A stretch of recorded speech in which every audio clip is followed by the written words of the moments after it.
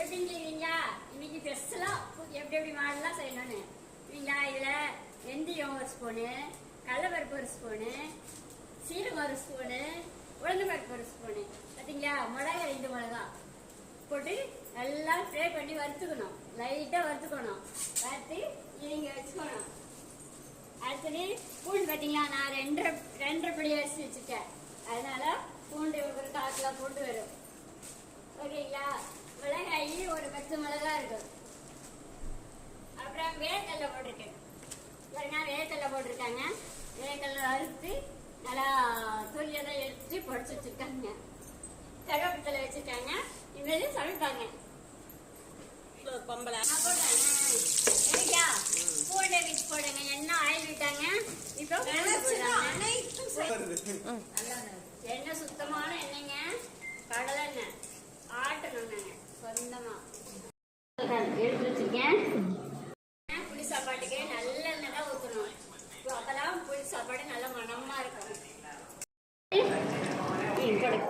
அடுத்து பாருங்க, வரமிளகா கருவேப்பிலை போட்டுங்க. நல்லா வதக்கிடணும். நல்லா கருவேப்பிலை பொடிஞ்சு வரணும். நம்ம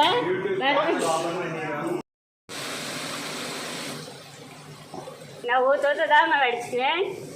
நீங்கள் வேணும்னா ஜல்லில் நீங்கள் அரிக்கையில் இருக்குது வடித்து வச்சுக்கலாம்.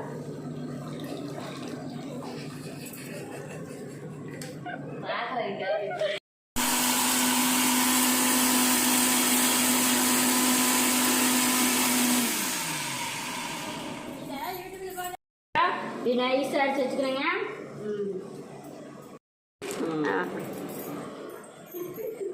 சரிங்க, வெங்காயத்தூள் போடுறேன் கொஞ்சம். சொல்லிட்டா போட்டாச்சுல்ல? சொல்லுங்க. பாருங்க, உப்பு மஞ்சத்தூள் போட்டிருக்கேங்க. நல்லா சுண்டை வரணும். இப்படி இருக்கிற பதத்தில் நம்ம அந்த அரைச்சி வச்ச பொடியை நம்ம கொட்டணும். என்னென்னது? வெந்தயம், சீரகம், கடலைப்பருப்பு, உளுந்தம்பருப்பு பாருங்க, அதெல்லாம் அரைச்சி வச்சது பொடியாக இருக்கிறத நம்ம போடணும். போட்டு நல்லா கிளறி விடணும்.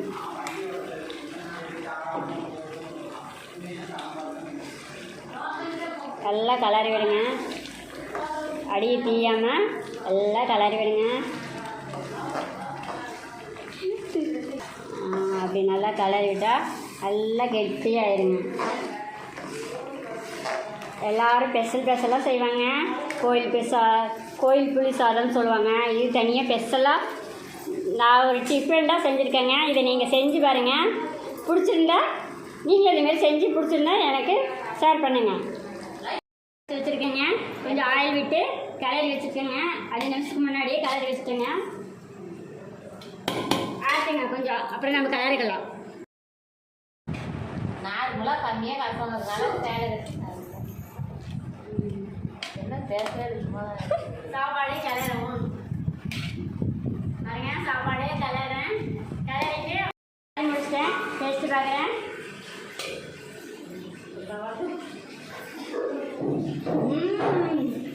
செம்மையாக இருக்குங்க. நீங்கள் இதேமாதிரி செஞ்சு எனக்கு அனுப்புங்க. நல்லா இருக்கா இல்லையானுங்கிறது அடுத்த வீடியோவில் நல்லா இன்னும் நான் ஸ்பெஷலாக செஞ்சு போடுறேங்க.